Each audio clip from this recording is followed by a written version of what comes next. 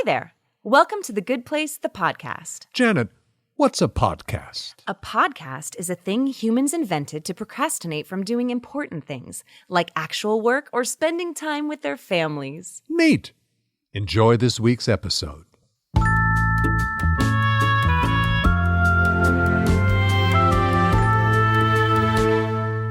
Welcome to The Good Place, the podcast. I'm your guest host, Jason Mantzoukas. I play Derek. Don't worry about it. Today we're talking about Chapter 38, Season 3, Episode 11, Chidi Sees the Time Knife.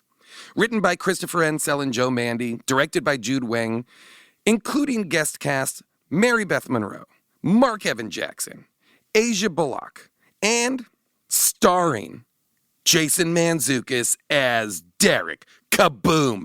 Back, baby! That's right. Here he is. Derek is back. Also, Brandon Scott Jones and Maya Rudolph. Here we go. Michael, Janet, and the humans meet with the judge in the interdimensional hole of pancakes. Jason asks Janet to be his girlfriend. Michael pitches to the judge how complicated modern life is. She visits Earth and determines that it stinks. Sean makes a case for why humans are bad. Chidi comes up with the idea to repeat the neighborhood experiment on 4 new subjects. The two sides compromise to build a new neighborhood at Mindy St. Clair's, and the judge lays out the rules. Janet introduces Jason to a new, sophisticated Derek. That's me, Jason Mantzoukas, the actor playing Derek, who is the star of this episode, who has been rebooted many times and now has slicked back hair, a tuxedo, and drinks a martini. Sean reveals to Michael that when his experiment fails, he's going to use a Michael suit to torture the humans. Michael panics, and Eleanor looks concerned. Boom. Flawless. For all you know, I did it in one take. My guests today are visual effects supervisor David Neednoggle, co-writer of the episode Joe Mandy, and Marc Evan Jackson, who plays Sean. Mark, Joe, David, welcome. Everything is Derek. Hi, thank you. How are you, gents? Nailed it in one. I got through the whole thing effortlessly, flawlessly. So good, dude. We begin with why I'm doing this. I am doing this so that you can do that. Okay. Mark, I'm here so that you can be interviewed because you do such an amazing job week after week, poking and prodding all of the people associated with the making of this wonderful show, getting amazing stories and backgrounds about the people that make up all of the legendary elements of this show, and yet we know nothing about you. You, sir, remain a mystery. That's true. This was your idea when you were on during season 2, I think, along with Rosie, Jeff Rosenberg, who had, listeners will recall, a very phlegmy cough. He had a wet cough, and he arrived. I don't remember if we talked about this that day. He arrived that day and announced to me that his left eye had stopped working that morning. Good. He used the phrase "stopped working," That's right. And I was like, "You should be in a hospital, not about to record a podcast." Not in a tent made of furniture pads on Yes. the 22nd floor of That's why he's entertainment. That's why he's Rosie. Exactly. You know, like I would have made Rosie take me to the hospital. Yeah. You know, regardless. I call Rosie to take me to the hospital when we're not working on a job together. Came up, I know. Anyway, so yes, I said to you then, you don't ever get to be interviewed. Right. And so I want to come in and do your job so that you can feel free to just poke and be nonsensical like we get to be. Love it. Normal guests. I'm about to phone this in. Oh, yeah. So the beginning of this episode takes place on the bridge. They come to the door that's going to bring them to the IHOP, the International Hole of Pancakes. Neednoggle, what's the story with this door? The whole idea of the bridge area, I mean, it's basically the neutral zone. They're basically coming from the door that they left in the previous episode, the Book of Doug's. And so it's kind of where all these different doors are that you can kind of go to different places and how you kind of get to the accountant's office and stuff like that. And so for me, I always get the opportunity to kind of squeeze little things in there that are, I guess, little Easter eggs that sometimes only I know, but since I'm here, I can kind of talk about them. But kind of the opening shot when you come in, there's like 3 doors that you can kind of see at the head of the shot, and off to the left is, I used the door from Monsters Inc., which is Boo's door there, and then in the middle is the door from Scott Pilgrim, which is one of my favorite movies, and then the far right door is my front door to my house. So that door is where? What's your exact home address? Yeah. No, don't say it, because it's a fun game to use Google Maps, and you can people just. will want fans will want to come and knock on that door. Oh, I know. It's kind of like a scavenger hunt. So you kind of have to It's like that find it. poor person who is being plagued by the fact that Breaking Bad fans are throwing pizza on their roof in Albuquerque for years. People walk by like, that's the door. That's the door. We got to knock on that door. That's a white Neednoggle's door. Well, it's one of the 3 doors. Yeah. Yeah. You know about the other 2 doors, right? Yeah, obviously. I'm also camped out on Neednoggle's front lawn. I feel like this season, Neednoggle for you has been a real step up. Yeah, it was kind of crazy at the end of season 2. I remember, they're back on Earth, and I was talking to Stacey Milburn, who's our post PA, and I'm like, I don't know if I'm going to have a job next season because they're on Earth, and this has been the biggest season that we've had. I think we've done 1,200 shots this season, which comparatively, how many do you do? So like in the first season was probably about 650. Oh wow! Last season was about 1,000. Okay, and this season was 1,200. What's a shot? So every cut.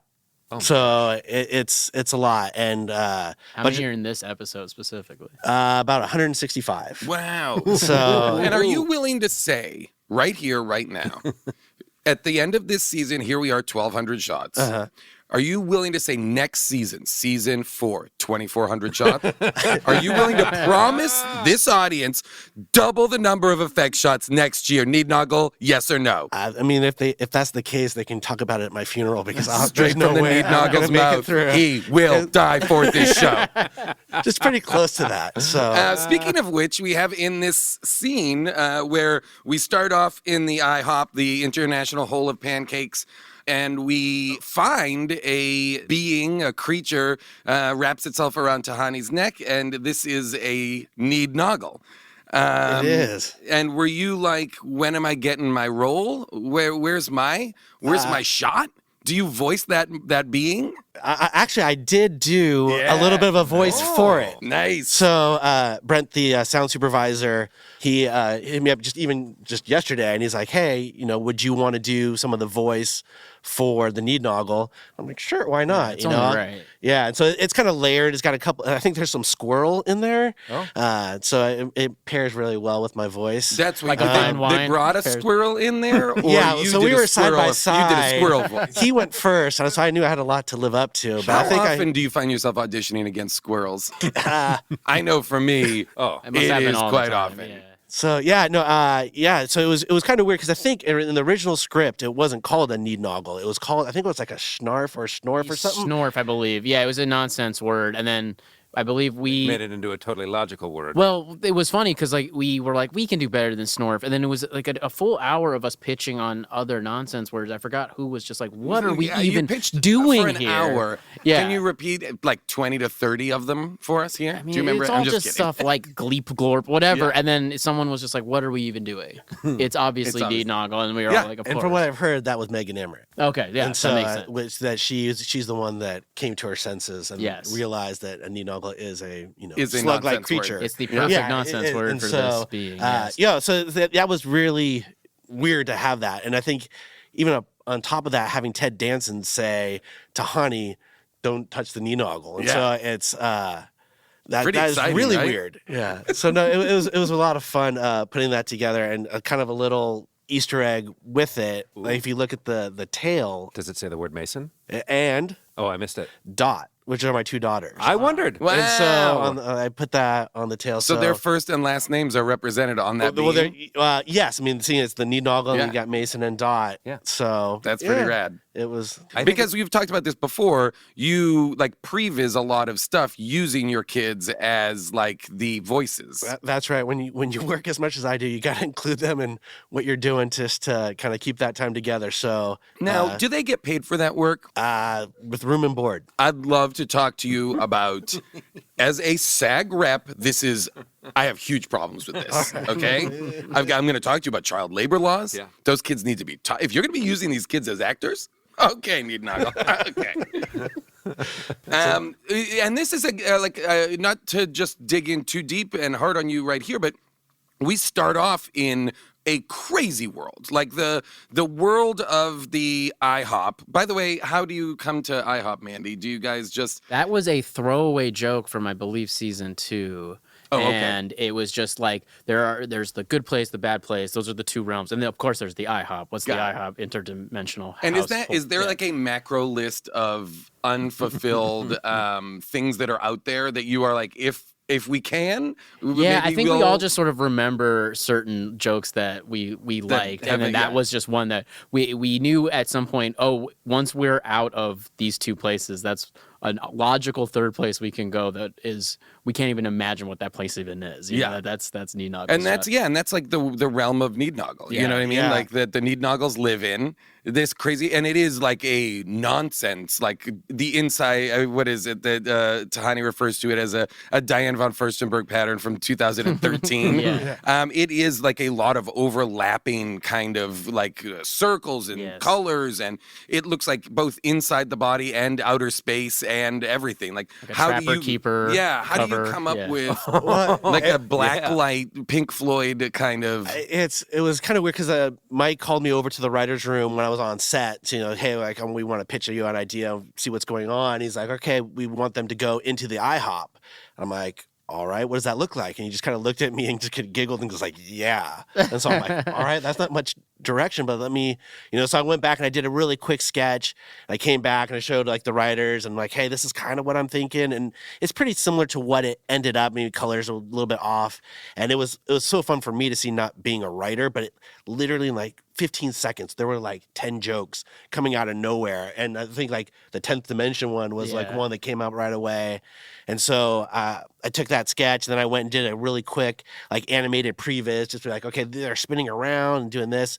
So when we were on set, I was able to show everybody like, this is kind of where it's going. And again, it kind of kept the same feeling, but it ultimately ended up looking a little different. Yeah, and there's something very funny about landing on this, like committing to this idea. We're going to be in the interdimensional hole of pancakes, but then like talking very seriously in production meetings, like, so the pancakes it's just a colloquialism for a portal, basically. So like they look like pancakes, but they are portals. We got to be very mindful of that they're not actually real pancakes. I didn't put that together. So that thing that Maya reaches up over her head and grabs and throws that we did whole workshops on. Yes. Because there are some deleted scenes, but those are pancakes. Those are pancakes, I was in this episode, never even thought about it. Which is funny because they are literally pancakes, because I made pancakes with my daughters. What are you and we talking took about? pictures of them. Whoa. And that was like the texture. And so in the earlier version, it kind of had like the whiter outside of like a pancake. And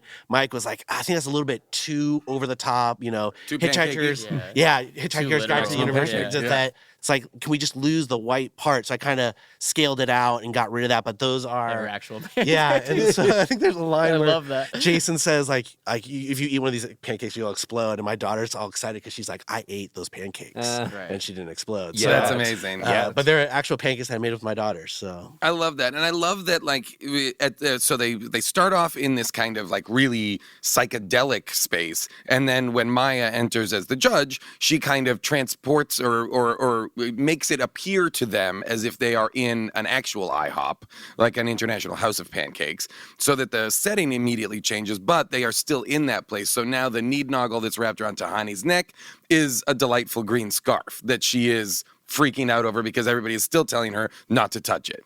And I love it. I'm not sure if we can we talk about, we can cut this out if we want, but can we talk about the fact that there was a third iteration of this scene? Yeah, sure. Yeah, in which they are once again transported to a third location, and the the location Neednoggle... that Sean's character Yes. most wants to be. Right. in. There was a beat in the script, which is really funny to think about in terms of money and production time. I after I'm drawn in, after I'm summoned, I had a line that said, wait, why do they get to be where they want to be? I want to be where I want to be. And I reach up and I grab, and this is where we had to workshop this. I reach up and I grab what I now know to be a pancake. Yes. And I transport us to the hallway outside the men's room at a Philadelphia Flyers game on $1 chili dog night. Yes, right. That's your ideal setting. That's where you feel most So comfortable. it's a diarrhea factory. It was disgusting. I mean, we shot it, but when I say money, what I mean is that like We moved the entire company and cast Yeah. to a parking structure on the Universal lot Right. that they had dressed up to be a disgusting hallway outside a It Flyers looked game. like a It looked hockey exactly arena. like a hockey Yeah, arena. it was Hockey beautiful. arena. And then it gets cut instantly. Yeah, and it wasn't due to the fact that it was a very funny scene actually, because the Neednoggle, instead of being a scarf, became like a Flyers fan, A dude, like that's a man, right. who Like a was creepy person. like a slug-like man. He was an amazing performance actually by that actor, and Yeah, he had his arm draped around Jamila, and there was a take where he was like staring directly at camera, right down the And barrel. it was like, obviously we'd never do that, but for this, it was so perfect, and Yeah. it was just. Oh, that's so great. But it just became like this is so confusing. It's like we're just asking a lot of the audience to know, like, okay, we're not in an How often IHOP. is that brought up for this show? lot. This is too Yeah. confusing. Yeah, I mean, Like, what's the line? Where does it break? Is there someone in the room who is a voice of reason? Or who certainly has not to me. be? I'll tell you that. Yeah. Yeah, Daddy. Is Dad. it Daddy? sometimes. Yeah. So I actually went back to look at that beat of script because my question was going to be like, how do you replace the dialogue, the story, the logic of the plot when you cut out an entire scene like that? There was none. That was just a cutaway Yeah. to a disgusting hallway on purpose to get a gag in with the Neednoggle. Yeah. Which was kind of funny because that scene kind of played into the boardroom scene as well, because Jason shows up with a hot dog and a beer, and like Janet's like, "Hey, why do you have that hot dog?" And she Yeah. grabs and throws it and it explodes, and that came out. But the whole time, Manny has a beer. A plastic cup of water now. Yeah. right? Yeah, and so I had to make Was that the you? beer You had into to- water. Like Christ. Yes, You it was like turned the beer into reverse water. Christ. Yeah, yeah. Everybody says Neednoggle, he's kind of a reverse Christ. Yeah, I say it all the time. Not an antichrist. No, very no, no, very no. big difference. Very different. He's like One a over reverse Christ. One over Christ. Yeah. So it's that whole scene. I had to change the beer to water. I Oh, wondered that's about crazy. Okay, so I've got a question that is kind of like a bit of understanding what's behind the show. You, Joe, are listed as having co-written this episode. Right. Other times when two writers are on a show, they are a team, like Dylan and Josh, for example. But you and Chris are not a team. What does it mean to be co-writing an episode with another writer as not a team? Yeah, we do this a few times a year, and it can vary, but the way we did this was Chris took the cold open first act and second act, and I did like the Really? third act and fourth act, and then we kind of meet up after a few days and kind of merge them together and smooth out each Are you other's guys parts. talking while you're going to say like, Ye- "Oh, I'm doing this"? So you're little both bit. you're We- both going off of, I'm sure, the outline that the room broke. Correct. And actually, he went off before me, and I think I was doing stand-up actually in San Francisco. Boo. All right. Not as an art form, you. Yeah. No, you. oh, okay. No, that makes sense then. So, but we were in constant contact, and so he was sending me drafts, and eventually we sort of merged our scenes together, and then group edit everything. The whole room, not the Yes. two of you, just the whole Correct. room. Yeah, okay, well, we got work it. on it ourselves and Yeah. present it to the room. Everyone reads it, and we slowly start to tear it apart and put it back together. But that's essentially how we do it. Yeah, so traditionally, like that's how it would go. You would write the whole script, bring it to the room, and the room would group edit. Right. But in this instance, you kind of cut it in half. Yeah. That's interesting. It So is, then, and- are you ever writing on Chris's pages? Is he ever writing on your pages, or is it just in the editing of later? I mean, typically we'll spend a day together going over each other's stuff and reworking it. Yeah. That's interesting. Yeah. Wow. Okay, so then what happens is Maya, as the judge, has her moment. Ted, Michael explains to her everything that's been going on, what he's discovered about the point system, how it's been, nobody has gotten into the good place in 500 years, blah, blah, blah. And, she decides she's going to go to Earth to check it out for herself. She's gone for a couple of seconds, comes back, and is like, oof, magoof, that's no good.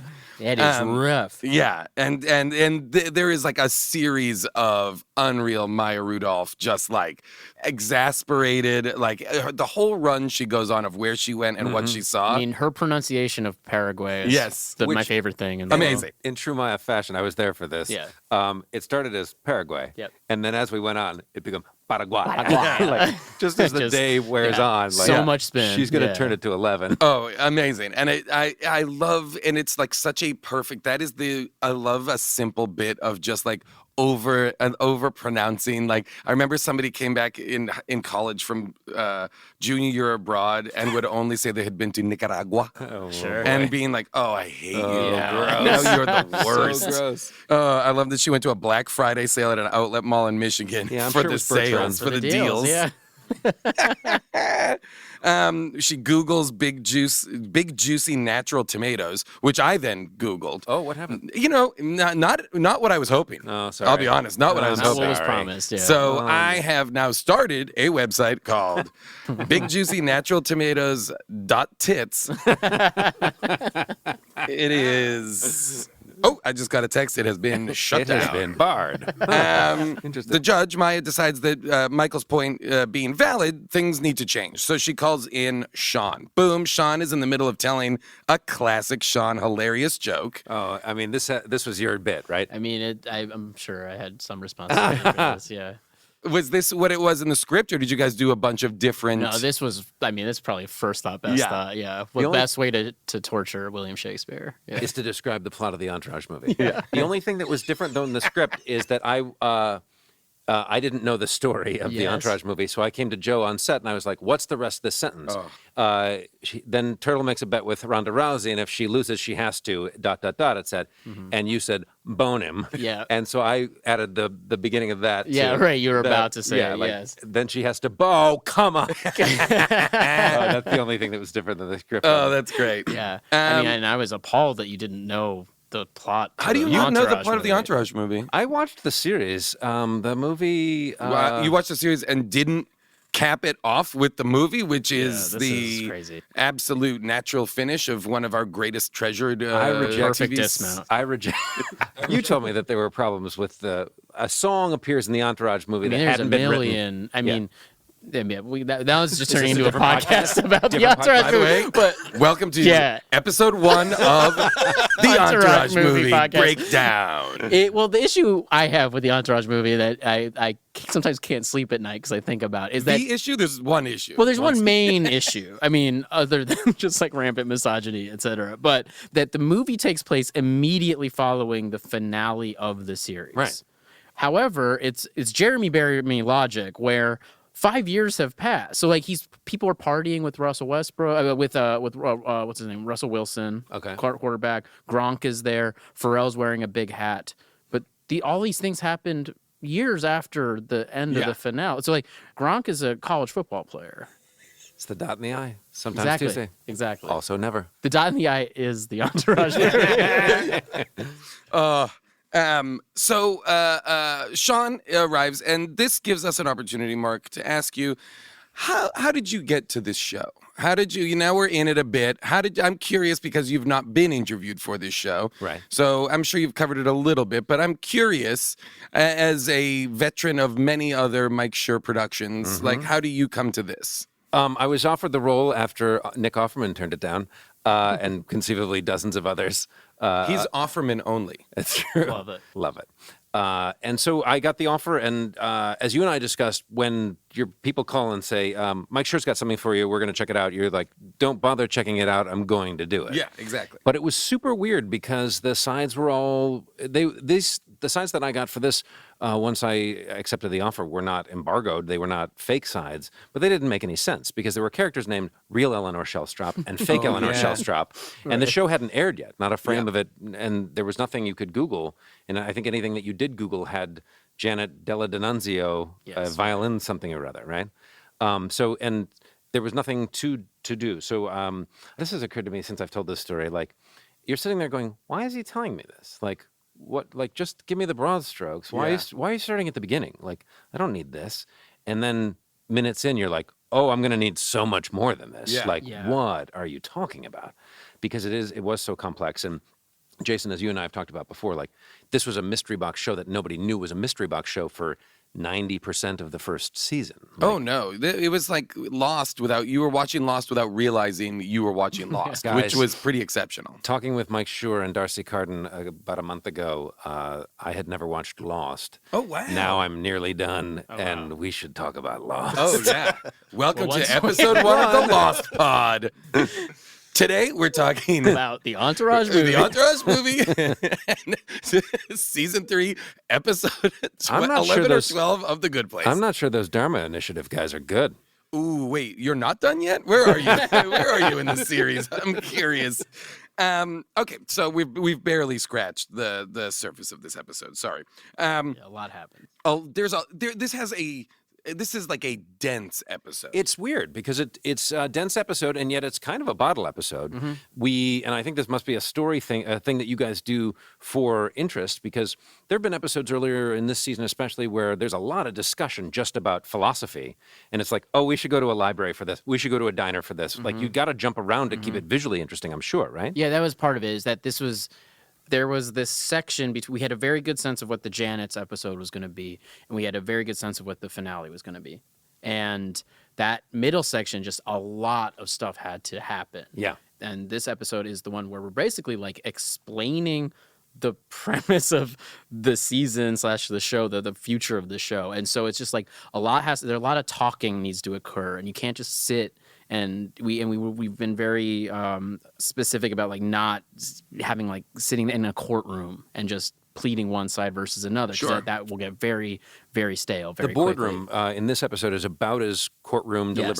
deliberation, mediation. Right, because that's the judge is still deciding Right. what her verdict is. That's it. And what's good is not having it be just like Sean and Michael going head to head. Like you guys are always surrounded by the gallery of morons. Exactly. Yeah. Who can distract and pipe up, and all of the asides, whether it's Jason, convinced they're all on salvia or any of that stuff. Like And Jason's actually explaining this pretty heady concept of context to the judge, which was great. Big Noodle's house. You know, I and love- how his grandparents live. Big Noodle's house. I loved like the world of Jason's descriptions. Like we're all just gonna wake up in Pillboy's broken hot tub, which to me I was like, Pillboy's broken hot Yes. tub? That is deeply sad. Yeah. Which made an appearance in the Yes. Janet's episode, Yeah. of, Yeah. which is great. Oh, Big Noodle. There's a bunch of I want And that it's not weird in Jacksonville to have your grandparents all be in the same bed like in Willy Wonka. It's just like, yeah, that's that a all reality. four of them, like yeah. poor Big Noodle. This got cut for time, but I was reminded of it going through this script. In that story, he said, I used to yell at Big Noodle because he always showed up late to rehearsal. Then one day, the swamp under my house flooded, and the Coast Guard had to rip off my roof and airlift a nurse shark out of my living room. Like, I'm sure it got cut for time, but the Yeah. specificity of that stuff Yes. is And I like that ridiculous. the Coast Guard airlifted the shark and not him. Yeah. Not Jason. Yeah. He stayed. Well, you have to priorities. Oh, of course, of course. I really liked in the boardroom scene. This is again Need Noggle, where you come in, where Chidi gets sucked into A pancake. and then starts zooming around the room as a tiny Chidi, Yeah, gleefully. Mike, I think, really liked that scene a lot. He was giggling like a little schoolgirl when he was watching that. It does. It And so- becomes like a cartoon of like this tiny Chidi just like zipping around the room. Yeah, and Will did a great job of Yeah. when he goes. That's all him. Like Yeah. I just made a little like kind of poof come up, but he mimed that so well of His going fall. to the floor. Yeah. Oh, Because he is, his character is so buttoned up Yes. and such a like restrained dork that was like such an opportunity for him to do. When he physical gets to do comedy, physical man. stuff, it's pretty great. Yes. And when Chidi comes back in his full size, he reveals that he has seen the titular to this episode, the time knife. Yes. When did the time knife get brought up? When did you guys start exploring what the time knife could be, or that it would be called the time knife? Is there such a thing as a time knife, and I'm just not aware of it? I mean, maybe there is. Like- I think it was just we sometimes like to the theater of the mind of just what was he experiencing when he was going in and out of the pancakes in that moment, and we came on this thing of this sort of beautifully described thing of time folding in on itself, and then Michael just sort of offhandedly be like, yeah, we know what the time is, And just kind of brushing it off, like we need to get down to the We're real here to thing. talk Stop about talking about the important time stuff. knife. Yeah, who cares about the And then time I knife? love that, it's like almost like it's hack or something. Yeah. And I love that that that Will just can't like wrap his head around moving on, Right. having seen what he's just seen, right. and he does. His performance is really really big and funny. This like because I just saw the time knife. Right. It really made me laugh. Ted does something delicious right after that too, where he tries to save face in front of the judge. Where he's like, I mean, it's almost a silent movie where he's like, "Ooh," like, it's really just a funny, very Ted moment of like, we should. Okay, he'll be fine. Like. Okay, so the judge, Maya, has brought Sean and Michael and everybody else together to figure out the discrepancy between the point system and getting people in. And Michael is kind of trying to explain to her that the kind of example he can give to why this is a broken system is that the humans in his experiment got better. Like when they were put into his neighborhood, what was meant to be torture inadvertently caused them to work together to become better people. And Sean is, as always, not on Correct. Oh, I'm sorry. Yes, not on board. board. And comes at it like really hard. You're like, Well, I mean, Sean is not incorrect in the sense that that was a very artificial environment. It's Chidi's character that dials that in, but Sean's point is well taken, I think, to say like, maybe it's maybe it didn't happen. Maybe it's a fluke. If it happened at all, but you weren't keeping track of their points because we've established that point totals don't vary once you're in the afterlife.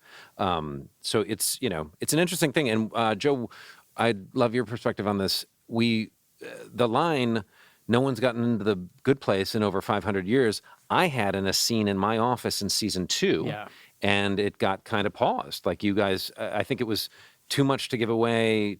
and it was cut. It was cut. Yeah, Got It was in the scene in my office, I think, when Ted comes in and I tell him to axe up, and he marbleized Janet. Yeah. I think. I mean, Mike, smartly, I think he knows when something's like too big of a concept to just waste on a scene like that in a final episode of a season. Like that's something we've talked a lot about. It was a huge concept, and it almost like you couldn't even really internalize it because so much was happening in that scene that it's just like, what, 500 years? It wasn't the right place and time for that idea. So we saved it. We knew we were going to use it this season, and we wanted to just like really make sure that was done properly. That seems like a really great place for it, because right here in this moment is when, Sean's like, I don't think this, you don't have any proof. And that's where Chidi, once he gets back from knee-noggling, is like, wait, Simone taught us how to do this. Yeah. We know how to do this. Yeah. And so his pitch is we need to redo the experiment. And then the question becomes where, because it can't be done in either the good or the bad place. And so, boom, we end up in the medium place. Back at Mindy St. Clair's, ding dong, ring the doorbell. Everybody's there. We need your backyard. And I will say I'm now setting myself up because we get the reintroduction of Derek, only Derek. And I got this call, which was first I was told that Derek was going to come back, which I was thrilled about. Yes. But what it sounded like was going to happen was one thing. I was told, oh, you're coming back and this is what it is. And I'm not going to say what it is because it turned out to not be that. And so then the day before I went, I got pages or I got something. It referred to him as Suave Derek. Yeah. And I was like, hang on, this isn't what I was told about. Well, I super need to know what you were told about. I was told that because Mary Beth was pregnant, that was going to play into the Derek and Mindy St. Clair storyline. The actor Mary Beth Monroe was in real life pregnant. Was in real life quite pregnant. Yes, very. And so that the reality would be that we would use that, and that somehow, and I didn't know what the story was going to be. That I just was told it's likely to involve that she somehow has gotten pregnant with Derek.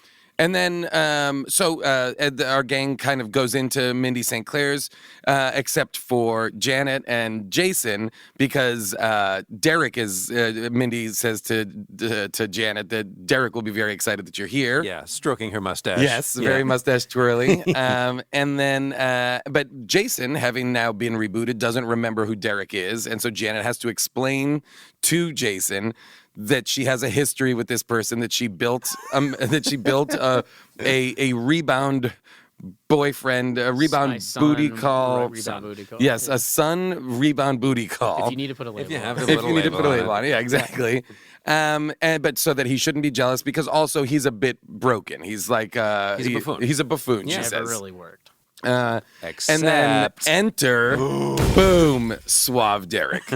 they were like, we want to straighten your hair and have you wear a tux like it's a James Bond character. And I was like, done. I'm in. Show up an hour early to straighten my hair? Yes, please. Yeah. And so it just became Derek has been rebooted 500,000 times, each time 100,000 times. increasing his intelligence slightly. Which is huge because Janet's been rebooted like 800 and some and has had a giant evolution. Yes. Right. So half a million is a lot. Yes, But- half a billion in a but short not that time, much. but not enough. Not enough. There's still moments where you see the brokenness or how off Derek is, but a lot of them involving his martinis, Yeah. which I took great pleasure in, along with Joe, figuring out all the different. And what has this become of your wind chimes as well? That Yes. was a lot of. Oh yeah, there was a lot of how functional is the penis that I now have? How much is it wind chimes or not? Yeah. How much? There was a lot of. There are times when, if I'm the only writer on set, I can sort of lose myself in the moment. Oh, really? Yeah.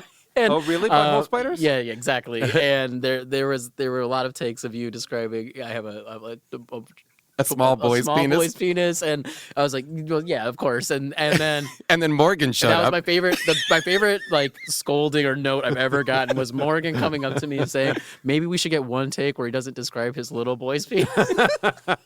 It was very fun. There was a lot of like to introduce Suave Derek like speaking lines Edgar Allan of Poe. Edgar Allan Poe, like it was really fun to have a. Was it's that fun, you or was that in the script? that was in the script? Okay. Like it was fun to come in.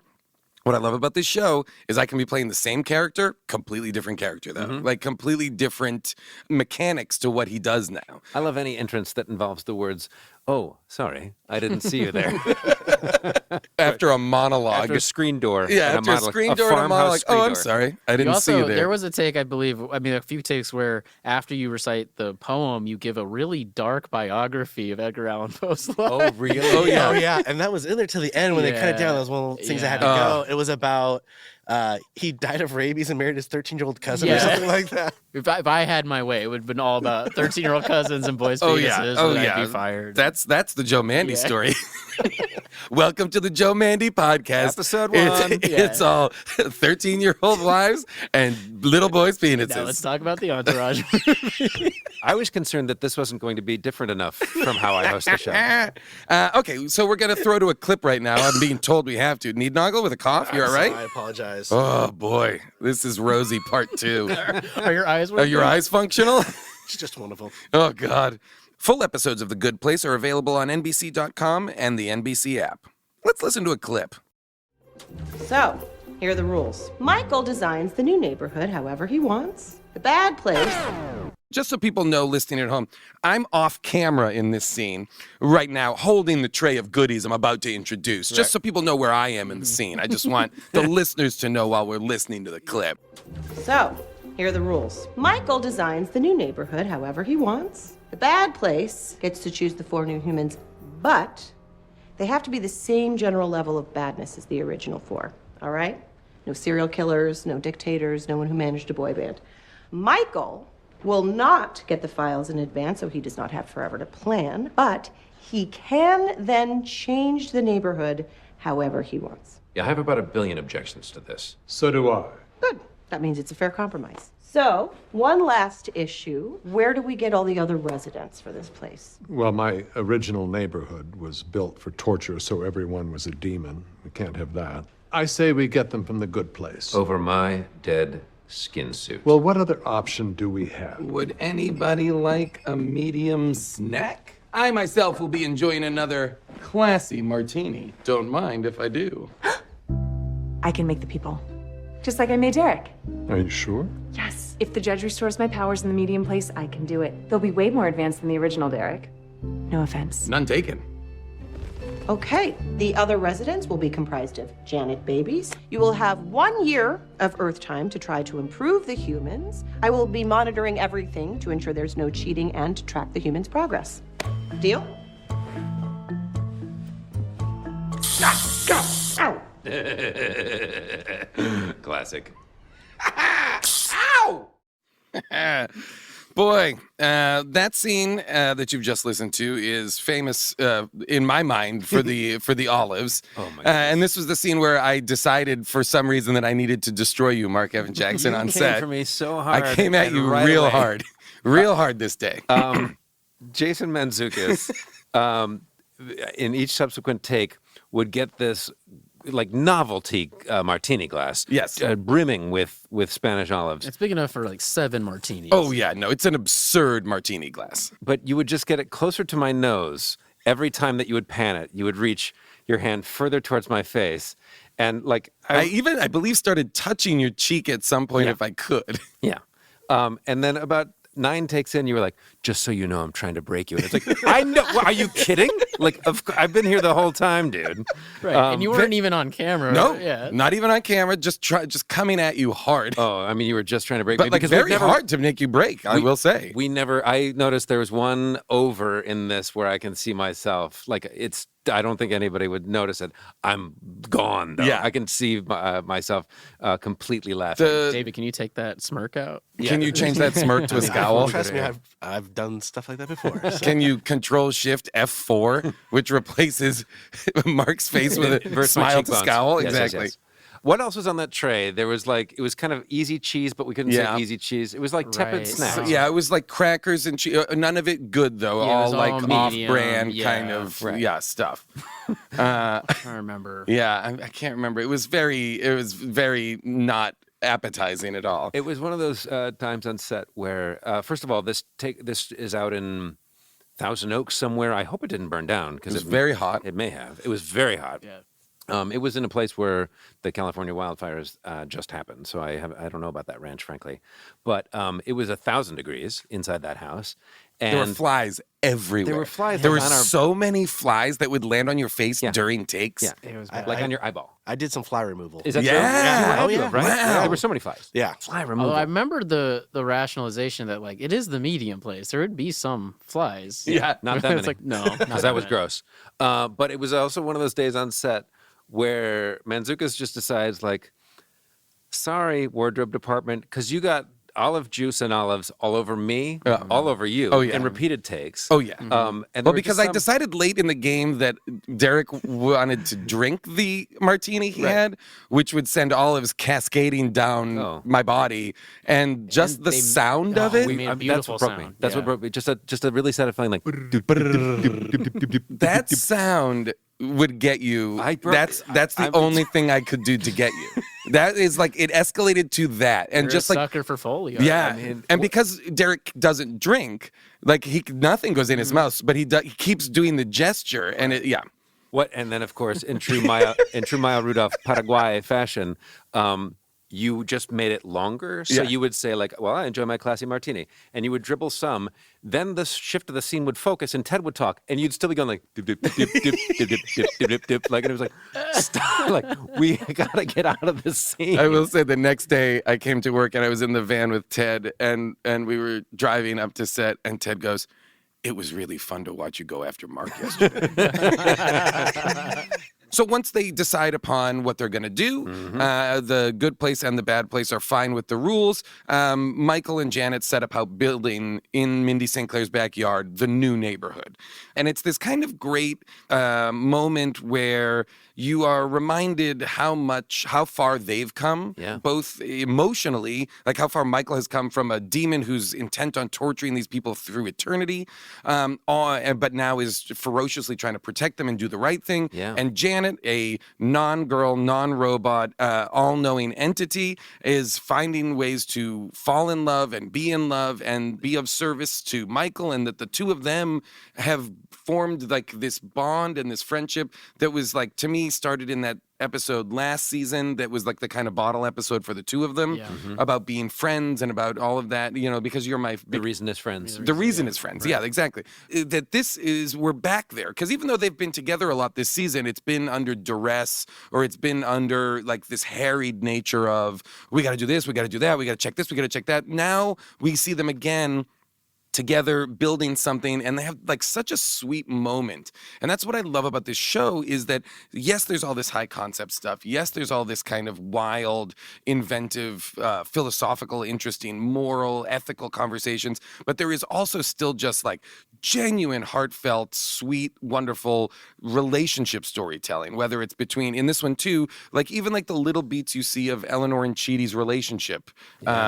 Hey, you know, get my boyfriend, somebody get my boyfriend, like little moments like that are really sweet. But this one really, when they're building that, and Ted says to Darcy, like, well, I'm glad you're here so sweet. doing this with me, or whatever he says, that sentiment was like really landed. I was like, this is wonderful, because the first thing she builds is their neighborhood again, you know? Starting with that yogurt shop, which Yeah. is like really nostalgic. Like to see Yes. that pop out of nothing, it's like, oh. Especially when you haven't been there for a while. Yeah, we haven't been to the You village, know, the neighborhood. that version of it you haven't seen in a while, and it's really lovely. And then, you know, Eleanor's house, and you know, I love that moment when Chidi says, "Why did you have this? This house was meant to torture you. Why would you have them build it exactly the same?" She's like, "It's because this is where we fell in love." I thought that was like what could be a very kind of schmaltzy thing is incredibly sweet. Very you know? sweet, right? When put into context with all this other stuff, you know. When the neighborhood sort of tiles together, when it sort of is like, you know, the sign at JFK that kind of comes in, I super noticed a ladybug, right? Yes. Are there other Easter eggy?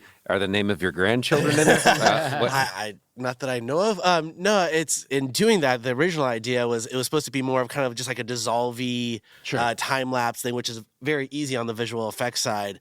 But as we got into post, Mike's like, you know what would be cool? It'd be cool to see it actually build back. So what they had in the cut was from last season when the neighborhood folds up. when the train is driving Yeah, away. they basically had that in the cut played backwards. Oh, interesting. And so Mike's like, yeah, you just do this kind of the other way. And that was by far the biggest shot that we did last season. We had like another company do it, and it took them like over 3 weeks, and it was a lot of work. And So that's a shot? that's one shot. So you're framing the neighborhood that we see in this episode coming in from a blank canvas as little tiles.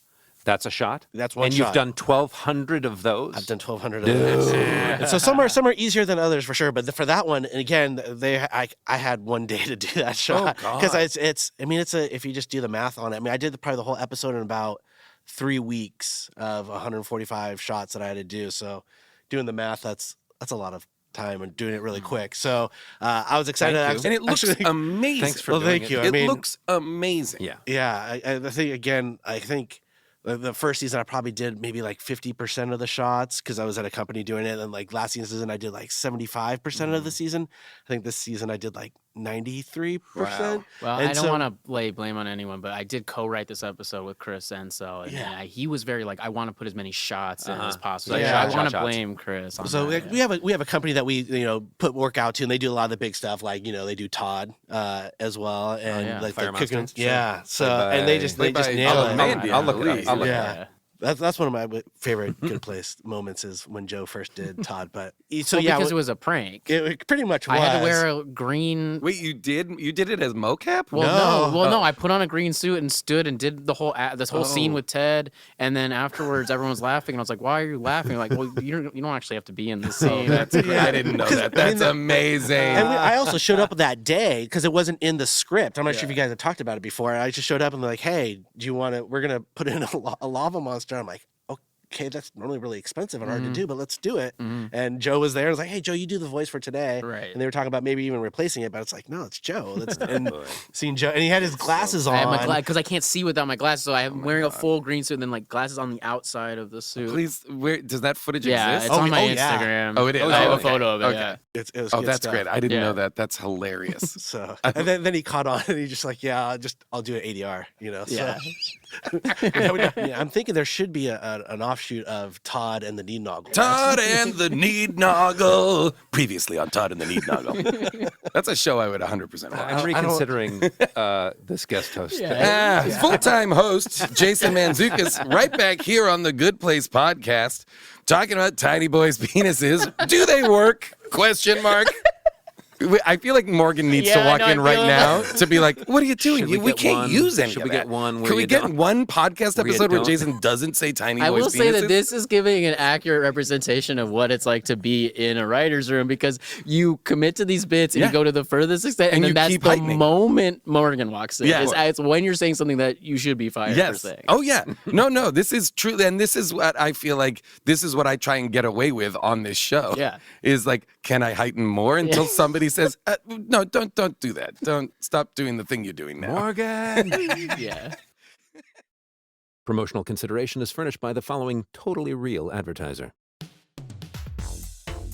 Tay Day's autobiography Chocolate Book, the no-holds-barred autobiography and national OK seller by one of the most infamous YouTube personalities, has finally arrived. Tay Day, the bass singing voice that shocked both people and speaker setups around the world, tells all. The New York Times hails Chocolate Book as, quote, technically a book. Like, legally, you'd have to admit that this is several pieces of paper correctly numbered containing texts that are bound together. The Washington Post calls it, quote, a sign that things on Earth are getting worse, inexorably. A sort of second law of thermodynamics, but for just like goodness instead of energy. Sold anywhere you get your books, which means Amazon. So while the neighborhood has been made and now it needs to be populated, and Janet has decided she can make the people just like she made Derek, and we see her trying, and finally producing a person, and it looks like it's not easy. It's strenuous. It's work, right? Yeah. So you realize it's going to take a while to put the whatever 100 and some odd people, 180 some odd people, I think is necessary to put in the neighborhood. And then we see that Michael is in his office. He gets a call from the judge, only it is dun, dun, dun. It's Sean. Yeah. What a stupid gag, but it's so funny that like Sean took the time to fake his caller ID, I guess. Yeah. Like just to be like, you're stupid. Yeah. And it's Sean who is calling Michael to say what? To say, bad luck. Yeah. I hope this doesn't go well. And no matter what happens, when you fail, which is what Sean believes will happen, we're going to torture your four humans forever. And guess who's going to be doing it? And we've built a Michael suit. Dun, dun, dun. That was so much fun to shoot because Ted Danson playing Tia Sircar, playing Vicky, playing Michael was the weirdest, So most layered. inside-out meta. There's such great, in this, like in the Janet's episode as well, it's actors playing other characters playing, like doing other characters, you know, from the show, which I loved. And Ted's vibe was so silly and funny. And he's so game. Like, he's yeah. so up for it. He took Joe and me aside and he's like, so Tia does this, right? And we were like, yes, she does. She often says things, I don't even know if it's scripted, but we find Tia as Vicky saying things twice. Well, she'll be like, it was gross. Grossa. Yeah. And so we sort of I don't coached do him that. through. And then I was like, oh, and since she's playing you should really emphasize that you, Ted, say Eleanor as Eleanor. Right. And then that threw him for a loop. He was like, what? I do? And I was like, has no one told you that you say I didn't Eleanor, realize it. Eleanor? Yeah, Ted Danson, as Michael, says the word Eleanor, the name Eleanor, Eleanor. which I had never even dialed in myself. It's a very slight, it's a very small difference, but I was like, well, Vicky would definitely notice that difference and like emphasize it. that's and then funny. But you saw Ted Danson go, wait, what have I been wait, saying for 3 years? Wait, no, I say Eleanor, and I was like, I know, and he's like, no, I'm saying it was like I'm saying it right. I'm saying right. No, it's it was. Well, he was so game to like make himself. And then when I'm talking down the barrel of the camera, he's next to me, and you see him like going like, oh, his sleeves are weird. Yeah. Like he's investigating this suit It's for the a first new time. costume. It's so Yeah. physical. It's such a great bit of silly physical work that I love. I love when he's doing that. I love this season when he's been like in person, like Zach Pizzazz, when he's trying to take on other personas. His sort of Miami Vice midlife crisis Like was what phenomenal. exactly? Like Yeah. what? Like when he's doing that stuff, it is a absolute delight. Everyone loves acting on this show. Every character is just like game. true. Yeah. Yeah. There's Vicky no wants one a that limp has and an like accent. the stage fright. Up to and including him flossing in this episode. He does early in the episode when he's trying to impress the judge upon about how Earth is like a chaotic nightmare now, and it's hard to earn enough points. He then, in a desperate attempt, just does the flossing yeah, dance. when things aren't going well, he starts flossing. When, like, I would have liked to have been part of this is who's going to teach Ted how to do this. Have you seen a lot of stuff went viral as far as like there's a lot Really? of clips of Yeah. like on set Will. of them doing it. So it's going to be interesting to see people see that like no, that was actually for the show. Oh, that's that Ted was funny. trying to learn that. It's been a lot of And it- like Ted's so serious about his craft. He was like, well, I don't want to do this Yeah. incorrectly. I have to do the backpack kid There's a dance. great correct. moment in the boardroom scene where between takes, Ted got up and he was standing behind Kristen Bell's chair, and he was just like so in the zone, and in the slowest of motions, hips went one way and arms went the other, and then back. And he's like, I think at one point he even had his eyes closed, and I got Kristen's attention. I was like, and she opened her phone and put the camera towards herself and recorded over her own shoulder of Ted doing it. And then, he opened his eyes finally and realized, and they all laughed. Yeah. And Kristen Bell closed her phone and looked at me and said, "You're a good friend." Joe Mandy is uniquely responsible for giving me some of my career favorite lines, including butthole spiders. But to in tandem end a phone call in unison with Ted Danson saying the words "bye, bitch," and the only note that came was, "Mark, could you add about 6 more M's to the That was the only note. You're like Yeah. Oh, I love that. That's great. That and penis bees or bees with penises that bit also was so made me funny, laugh. too. Your look is so good. Your tiny look down and at the paper is so good before you say penis bees. such a dumb bit. I love it so much. Yes, my idea that I just came up with, penis bees. And just, what's interesting is that phone call with the Vicky suit, that was a very late addition to the script. Is I that mean, true? like, we were working on this episode in particular until like the very last moment. Like that was like, we're very deliberate most of the time, but the way the schedule happened, we just were running like right up against the clock, and like then the room was still deliberating of what was the best way to like torture Michael, and then that day of it was like, of course Michael's suit. Yeah. I'll tell you what was even more fun about that particular instance, that as we're doing this scene, the cast starts filing in, Manny and Will and Jamila and Darcy and Kristen, because they're all about to come to work. So they were all there watching Ted and me go, "Bye, bitch," 40 times. Ugh. That's really fun. There's like this show affords us so many opportunities to say deeply funny and deeply silly things, Weird and things. that's very lucky. God. That's it's pretty terrific. Okay, and then we kind of settle into it ends up where Michael is in his office. He's getting ready. The clock is counting down now, 5 minutes until the first arrival. He's now been given this information that Sean is, undermining what the process is going to be. Is intent on ruining it for Michael and destroying the friendships that he's made. Eleanor arrives. Michael implodes. He has a full panic attack, nervous breakdown. Another one, yeah. Can't do it. Can't go forward with this. The person has woken up and is in the ante room there saying, hello, is anybody here? Whatever. And it's Brandon Scott Jones, just so people know, BSJ, a fantastic New York-based improviser at the Upright Citizens Brigade Theater in New York, a deeply funny human being. Funny. And so, and Eleanor, I think, realizes the end of the episode seems to be that she's going to have to step up, that Michael is not going to be able to assume his architect responsibilities, and she's going to have to kind of fill his shoes if she can, or something to that effect. And that's kind of where we go out. Right.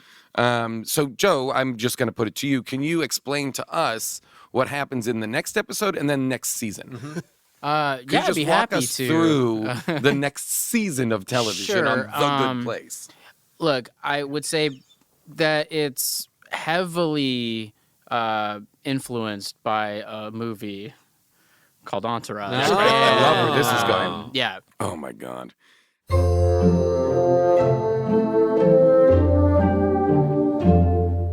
Mark Evan Jackson, what's good? I think that improvisation is good. Improv is what has led me to all of these opportunities and introduced me to some of the best friends of my life.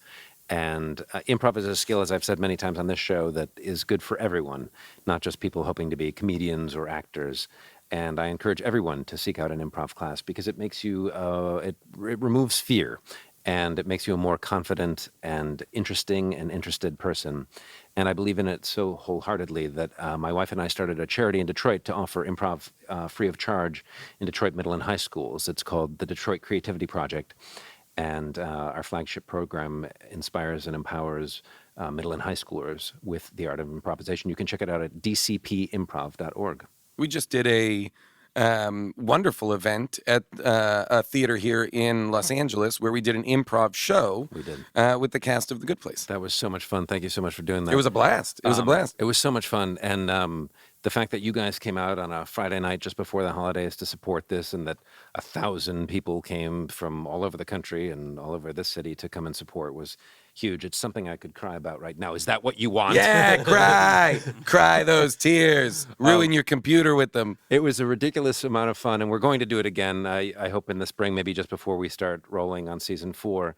But in addition to, tremendous support for the Detroit Creativity Project and a super good time, when you rent a theater, they let you put whatever you want on the marquee.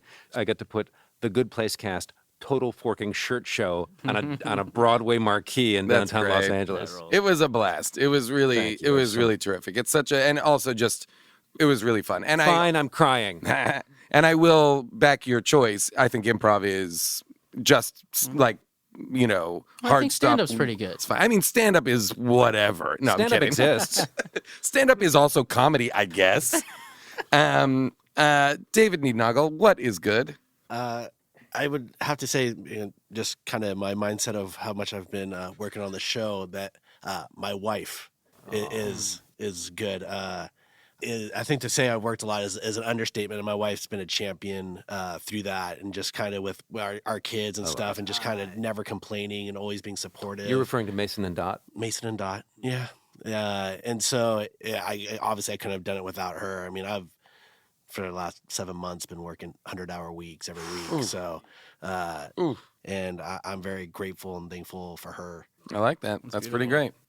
Joe Mandy, what's good? Well, we were talking a lot about flossing in this episode. We have been. But I think flossing Yeah. is good. I floss every Flossing your day. teeth? Yeah. I'm a huge proponent. A lot of people don't like it. I'm not 100% immediate convinced bad this doesn't place. end with Sloan. Well, the dental hygienist is so impressed with you. Wow. I can't tell you how many times I've been told, like, wow, this is great. I wish everyone flossed as much as you. Oh man, that must make you feel really great. I feel Joe. great.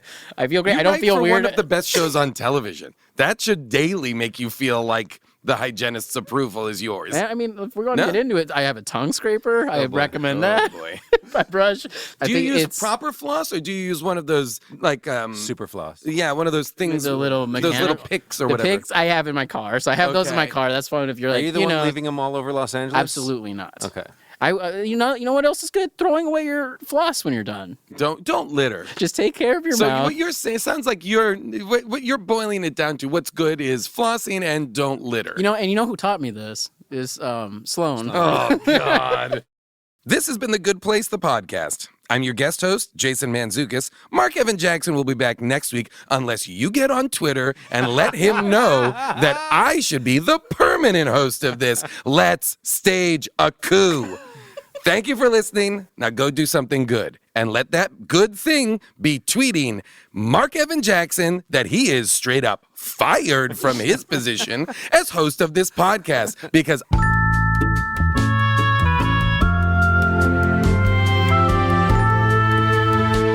Janet, what have we learned today?